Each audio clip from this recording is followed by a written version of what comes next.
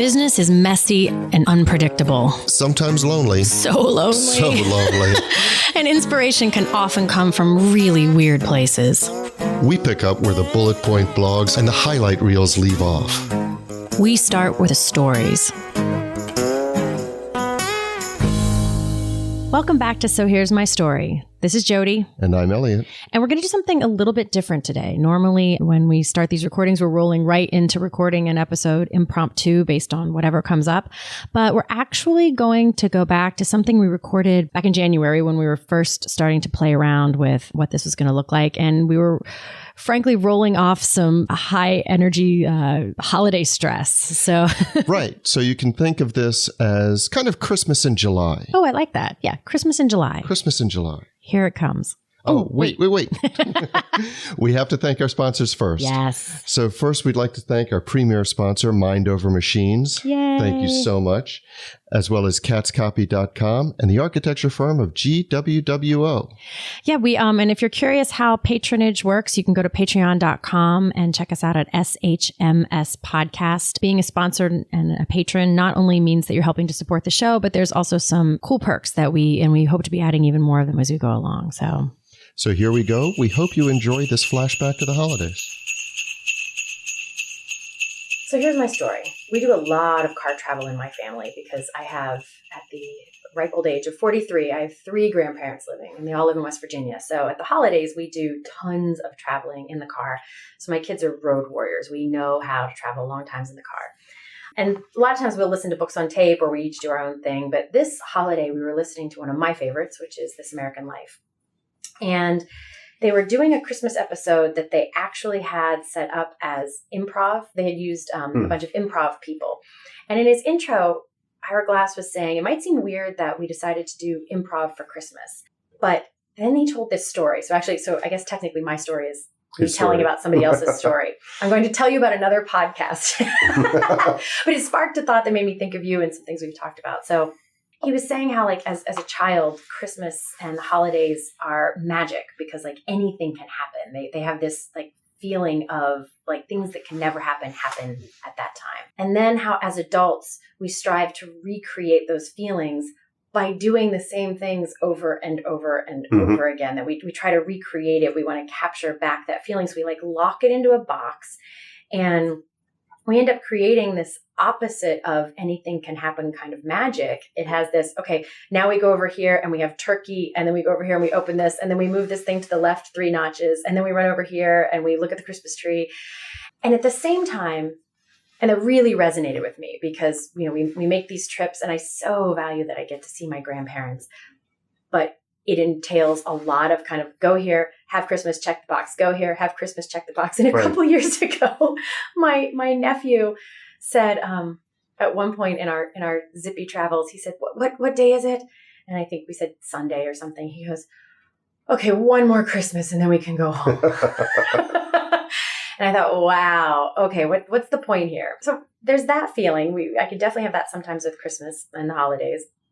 But then I also do really value traditions and that sense of things that we do. So I got to thinking about this balance of tradition and spontaneity, of where structure is valuable and where improv is valuable, and where those things provide something helpful and where they actually just suck the life out of everything. And I know that this is something both at my house, in my business, and then it comes up all the time with my clients where they're wanting some structure. And I think when you go to put in structure, then you can easily over structure and suck the life out of something. But then the opposite is still true, especially since, I don't know about you, but I think myself and many entrepreneurs have at least some touch of kind of ADD energy. So we need some kind of structure, or at least dotted line structure, or we're just all over the place. So that's where I've been thinking lately about it's not like there's a one size fits all for that balance between the two, but how do you know when there's enough structure, not enough structure? When is spontaneity should be allowed to just create? Where are blank canvases actually more challenging because there are no constraints? So it feels like this funny, like stereo equalizer of trying to adjust the bass and the treble and all these different things. And it's not just about where one goes, but how they all play together. Well, and the improv example is so fitting. And I've done improv. And, one of the things that you can say is there is a structure to it. There are rules to it. Oh. And if you're doing improv, if you're in an improv troupe or an improv group, you still have the structure of saying, okay, every Tuesday at 7, we're going to get together and practice. That the fact that you have a rule doesn't extinguish the nature of improv. But a second rule, for example, and I know this isn't where you're going, so I'll keep this part short. How do you know where I'm going? Maybe that's exactly where I'm going. Maybe, okay. I wanted you to tell me about improv I don't presume this is where you're going. So one of the rules of improv is yes and. So that if somebody pulls their finger out of their pocket, points it at you and says, I have a gun and it's loaded. If you say, is that the gun I got you for Christmas? The scene can go anywhere. Right. But if you say, that's not a gun, that's just your finger, then even if you deliver it with comic timing, the scene dies. Right. So there are rules, yes, and being one of them. But when you bring it back to a workplace, I think a stereo equalizer is a good example because you do have to figure out what makes sense. I am in a very rule-intensive industry. Sure. Whether you like it or not. Whether I like it or not. You can't just say oh, we're not going to worry about the law. Right. All those backdrops on television, when you see a lawyer, you see all those books in back of them. They're all rules. They're all case law and rules. And one of the things about my industry is that if we want to find guidance for what we want to do in 2017, we tend to look at, what did we do in 1997? What did we do in 1897? So you have that, but that doesn't guide you for what you're going to do in 2017. So workplaces have to work within that. And the last thing I'll say on this before I'll stop at this point is that, so one of the rules of my profession is you've got to be sitting at your desk. You've got to be in the office at certain points. And I may have mentioned this before. I have a lawyer who might stay till 8 o'clock at night, but she just doesn't get in until 10:30 in the morning. Mm-hmm. She does great work. She does all of her work. Clients love her. But if I wanted to impose the rule that everybody must be here because our workday starts at 9, period. Our workday starts at 9. Then I am not eliminating, but I am adjusting the way she works best in order to fit into my picture of the way she should work best. Right. Which then brings up a couple of things. One, sometimes there are reasons for that. If let's dramatize it a tiny bit. If she doesn't show up till 11 and every day there's 2 or 3 hours of people who can't get in touch with her, sometimes you do have to. So I don't want to say that it's always a bad thing, but I do think there's a bit of a, because this is a topic that comes up quite often. And I think you have to, it's a little bit of cake, eat it too sort of thing where there can be a want to say, okay, everybody has to be here at 9. But then I'll hear that same leader have a frustration that people won't stay after work. Mm-hmm, sure. And it's like, well, if you want to turn the bass up to 10, you can't also turn the treble up to 10. You have to say okay, if I want people to expend extracurricular effort, then you have to be willing to give somewhere else in there to make it so that they can do so.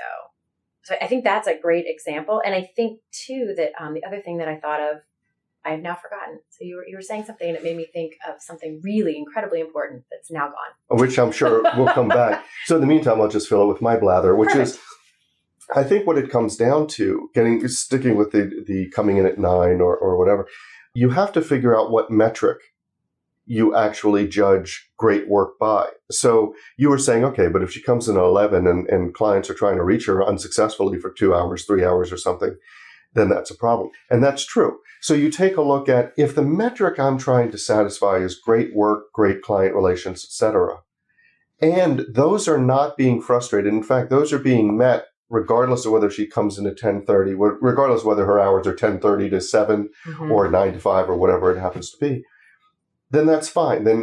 But if the metric I'm trying to satisfy is my idea that all lawyers should be at their desks at 9 or whatever that is, maybe that's important to my culture. Maybe that's important to who we identify ourselves as being. Mm-hmm. But I think you do have to choose your metric. Yeah. And then the rules or the lack thereof follow from that. I love that because that's basically saying, make sure it's your rule. Like, make sure if you're going to have rules, make sure they're your rules and that they are the rules that are helping you move towards the company you want to be, that has the values and the kind of service that you want to have. And actually, what I remember what the important thing was. There you go. We met. I'm not sure I would say like we met because of this specific issue in this way, but kind of, because I can't tell you how often I tell your story of how and why you came up with your empty hourglass program and your law firm. And to tell it super quickly is that you got frustrated. The part of the story was someone had called you, and if they'd called you a week or two beforehand, you could have helped so much more, but they didn't because you're a lawyer. And every time they called you, it was 10 minutes or something. And Right. I remember this is the part that was so pivotal. I remember you saying that you hung up the phone and you were frustrated that's how law works. And then you said, wait a minute, I own a law firm. I can do it however I want. That's the part where obviously you have to have structures. You have to bill clients for your time. It's not like you're going to do away with that.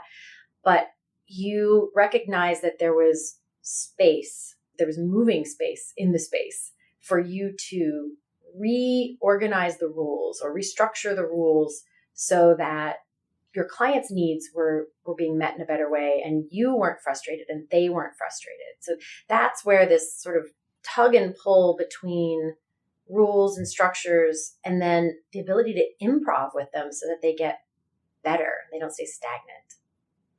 Yeah, and that's exactly the point. I had to, and actually it wasn't even my frustration. It was the client that was frustrated. What the client said to me on that call was, I'm really frustrated that I know you're on the billable hour, and I know that's how all lawyers work, and there's nothing you can do about it. I just don't like it. But anyway, and he was apologizing. That was actually the apologetic part of the phone call. And when I hung up the phone, I was thinking, well, wait a minute, I own a law firm. Why can't I do anything about that? And so it wasn't that I changed the rules on billable hour. That I think the bigger point is that I was at least willing to look to see if that was a rule I needed. Yeah. And so I have clients and I see companies that stick to rules for the sole reason that they've always been rules. Yeah. Nothing makes the skin crawl off of my body faster than somebody saying specifically about something that isn't working for them, that is causing problems. Well, that's the way we've always done it. Great. I'll just have a coronary right here at your conference table. Because you just said it's not working. Everyone here agrees that it doesn't work. And yet somehow the answer is, well, that's how we've always done it. I get equally incensed when someone will say, I saw someone post on Facebook or something, why is it so hard for me to take me time? Or, why do I feel so guilty when I'm doing something that's just for me? And several people responded. One woman said, well, that's because you're a mom and that's what moms do. And someone else said, well, we women are really bad at that. And I was like, wait a minute, is everyone agreeing that that's a thing? Like, is everyone going, yep, that's a great, let's check that box. I like this rule. And to me, it's if it's not working, it's at least worth a conversation. Like, it's at least worth looking at it and saying, is this tradition, is this structure, is this precedent still useful? Does it, what purpose does it serve? Is it worth the sacrifice? Sometimes it is. I am absolutely not saying, oh, just do what you want all the time. It's like, okay, that's a rule I've been using. Maybe it used to serve me or my company at some point. Does it still? Is it my rule or is it someone else's? There's like a vetting process. It's the vetting process I care about the than whether or not the rule gets changed. Right, but you have to, and that's right. But I think that what has to be in place first is the designation of your North Star as a business.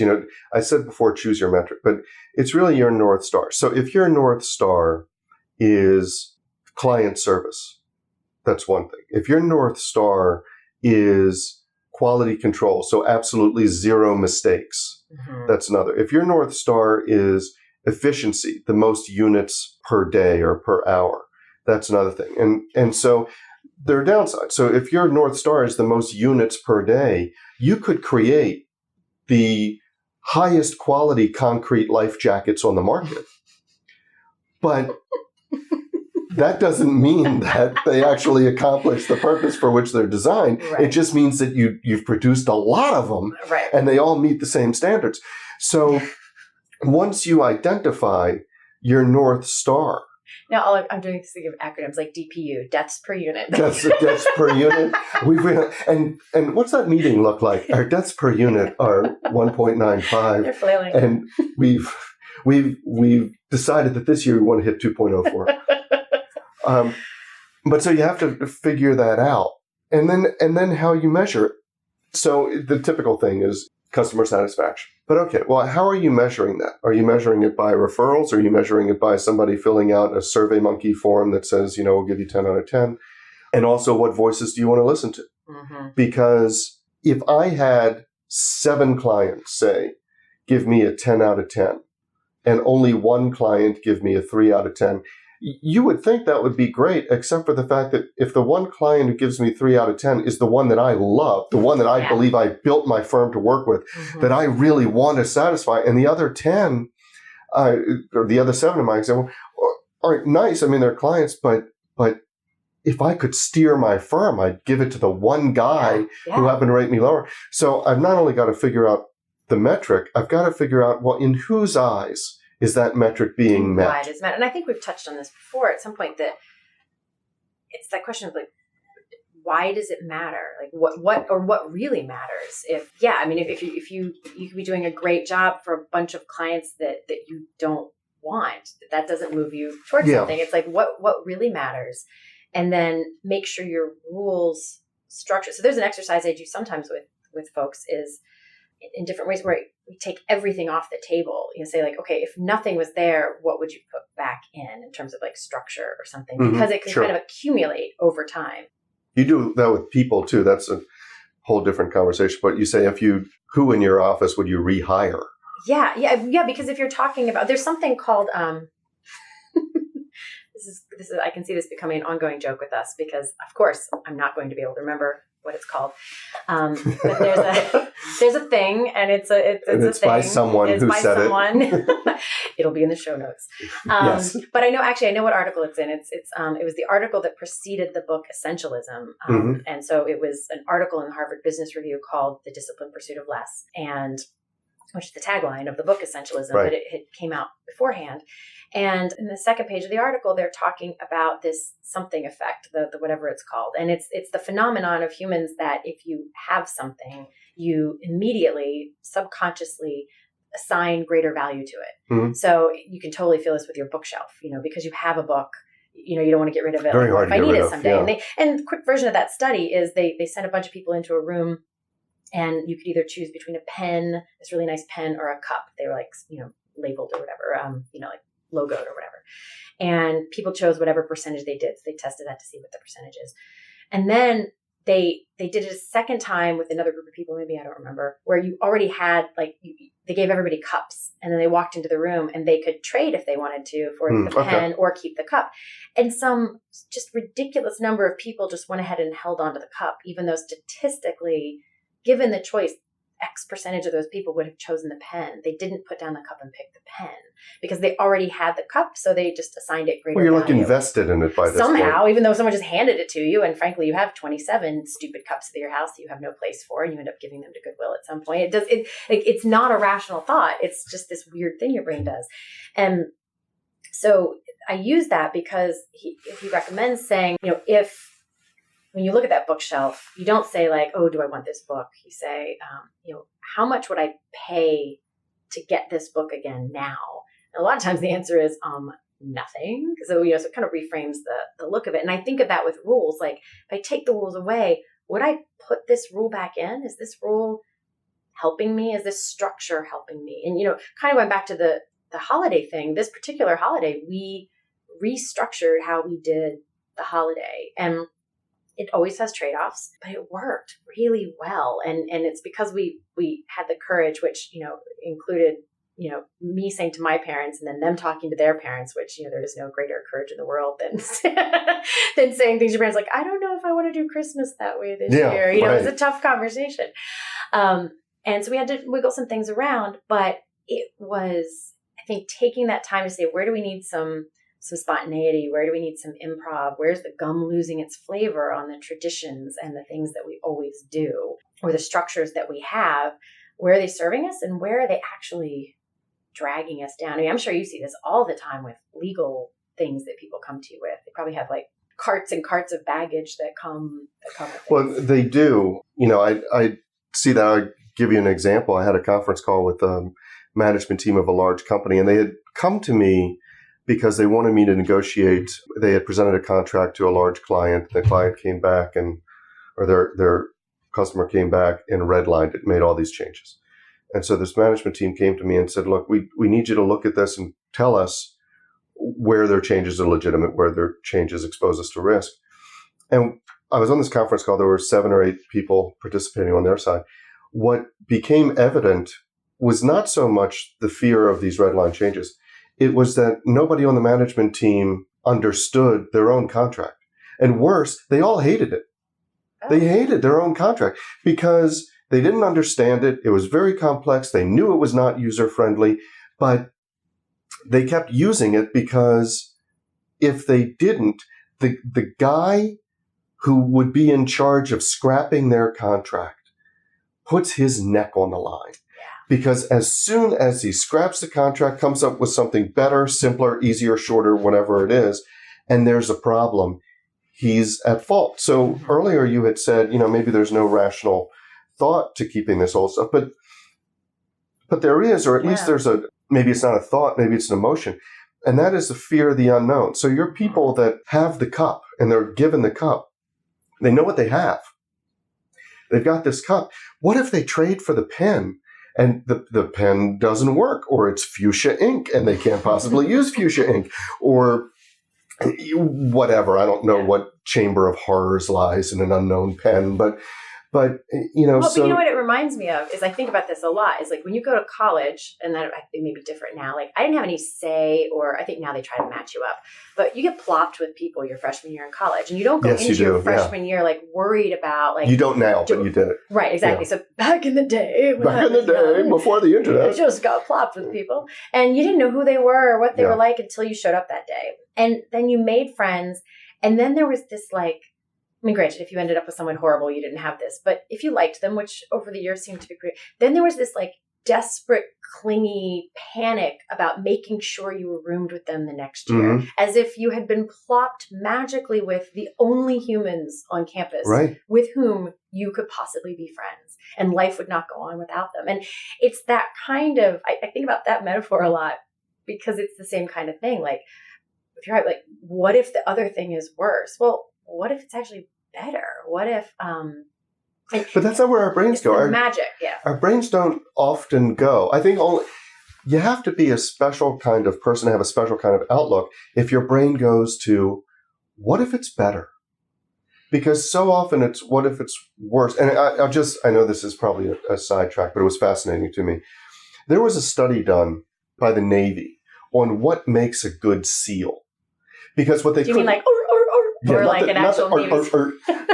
Because they know what makes a big flippers, I think. But what makes a good Navy SEAL? Because the training is so incredibly rigorous and the missions are so risky and there's so much riding on these people. And it takes not only physical ability, but intelligence and endurance and all of this. Anyway, but what they couldn't figure out is they had 5-star college athletes who washed out. And they had people who, not to be stereotypical, but, might have been just on the chess club or the AV club, whatever, in high school, were the farthest thing from athletes. Yeah, it's pretty stereotypical. I'm sorry. But those are my people, so I don't feel as bad. But who did really well, even though they weren't athletic stars and all this stuff. And so they wanted to know, well, how could we tell right at the beginning who is more likely than not to make it through all the training? Because you can imagine the time and money that's saved by weeding people out earlier. And so they came out to one trait that crystallized on whether somebody had a much better shot to make it through SEAL training, whether they didn't. Do you have any idea what that trait is? So I'm afraid if I guess and I'm right, I'll ruin it. How's that for confidence? No, that's okay. That's okay. Okay, so can I try? Yes, go ahead. Is it just whether or not, because it's something as simple as the fact that they thought they would? Yes. Oh. That's it. It's optimism. Do I get a cookie? You do. You get a cookie. And a gold star. Anything you want. $1 million. Yeah, but it wasn't so much perseverance or duty to country or whatever. It was just optimism. And so going back to what we were just talking about, which was, it takes a special kind of person to sit there, look at what they have and think, if I abandon this rule or this employee or this customer or whatever it is, what if I can use that space to find something better? Well, so I do think technically that takes a special kind of person, and maybe it's too big of an ask, because I think that people get stuck before that point even. And so it's less, before I would even ask them to be that kind of person, I would want them to stop being the thing that I think it's natural, the natural kind of way of things. And that is, what I've noticed is that as people are weighing decisions and they zoom out into the unknown, it is very easy, and for good reason. This is part of like how we keep from getting killed in the, when tigers and whatnot were around. It's very easy to kind of swoop out into the unknown and identify the potential risks. That's smart. I would never want someone to not do that part. Like, well, if I did this, what if I didn't have any, what if I didn't have any clients come up? I want you to think about all the things that might go wrong. The part that fascinates me, and the part that I think is the stepping stone between what's sort of like the instinct and then sort of that bright, shiny version of imagining what could be great, is just also adding in the risks of leaving it the way it is. And that's the part that seems to just be completely stepped over. So I can swoop out and say, well, if I make this change, this might happen. But not pausing to say, and if I don't make this change, like, here's the downsides to where we are. And a lot of times when you actually do that, it's way worse. The thing that fascinates me is all those risks out there in the unknown are maybes. They're like things that could happen. The things that are yucky right now are actually here. Like when I've done this exercise with people, they'll say like, well, right now I'm not bringing in any money from my company and I hate my clients and I'm really frustrated with my business partner and blah, blah, blah, blah, blah. And I'm like, wait, all those things, those are like frowny faces for what is currently already reality. And you're balancing that with maybe bad things that might happen and still choosing to stay in the current. Right. Well, and this is we can wrap up with this, but this is, I'll go back to a typical Jodi statement, which is, I don't know who said this, but it'll be in the show notes. But the dialogue was between a CEO and the manager, and the manager was opting for more training for his people. And so the discussion was, the CEO said, what if we give them all this training and they leave? And the manager said, what if we don't give them training and they stay? So that's our story. Thank you so much for joining us today. We're so grateful for everyone who's listening in, and we're especially grateful to all of our patrons who've joined us over at patreon.com to support our efforts here. And we hope to see you next week. And listen, having told our story, we'd love to hear yours. Ooh, yeah. So I guess what we're trying to say is, the floor is yours. Go to sohere'smystory.com and join the conversation. Wait, before you go, there are 3 things that we really want you to know. First, you can find show notes and links to all of the random things we happen to mention during the episode by visiting our website, sohere'smystory.com. The second thing is, we like to talk. And not just to each other. That's right. So what we really want to hear is your story. So while you're there, you'll also find links to connect with us on Facebook, Twitter, and other ways to contact us with questions, suggestions, or even to share your own story. And if you love the show and want to support future episodes, you'll also find the link to our Patreon page where we share our extra bonus content. Or if you can't support us financially, it'd be great if you could leave us a 5-star review at iTunes, Stitcher, or whatever podcast service you use to listen to us. And be sure to tell all your friends. Until next time.